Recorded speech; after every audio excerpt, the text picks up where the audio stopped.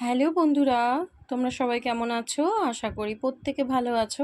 তো চলো আজকে আমি দেখে নেব যে এই মুহূর্তে যার কথা ভেবে তুমি রিডিংটা দেখছো তার আজকে ট্রু কারেন্ট ফিলিংস কী রয়েছে তোমাকে নিয়ে। চলো দেখে নিই true current feelings. First card 4 of coins. Okay, তোমার পার্টনার কিন্তু আমি এখানে দেখতে পাচ্ছি সে কিন্তু তোমাকে ছাড়তে রাজি না। যদি তোমার থেকে দূরেও থাকে তার মনের মধ্যে কিন্তু আজও তুমি রয়েছে এবং সে না তোমাকে কন্ট্রোল করে, মানে তার ইচ্ছা করে তোমাকে ধরে একেবারে মানে নিজের আয়ত্তে রাখতে, মানে সে যাই করেছে করছে, বাট তোমাকে ছাড়তে সে কিন্তু রাজি না। ঠিক আছে, এবং এখানে আমি যেটা দেখতে পাচ্ছি তোমার পার্টনার কিন্তু তোমাকে নিয়ে প্রচণ্ড ভাবনা চিন্তা করছে, সোশ্যাল মিডিয়ায় প্রচণ্ড তাকঝাক করছে তোমাকে। ওকে, প্রচণ্ড তাকঝাকের এনার্জি রয়েছে সোশ্যাল মিডিয়ায়। ওকে দেন ওকে 9 অফ সোর্স। দেখো আমার মনে হচ্ছে তোমার পার্টনার কিন্তু খুব স্যাড হয়ে রয়েছে কোনো কারণে। হ্যাঁ, যদি তোমাদের নো কন্ট্যাক্ট থেকে থাকে সেটাও রিজন হতে পারে।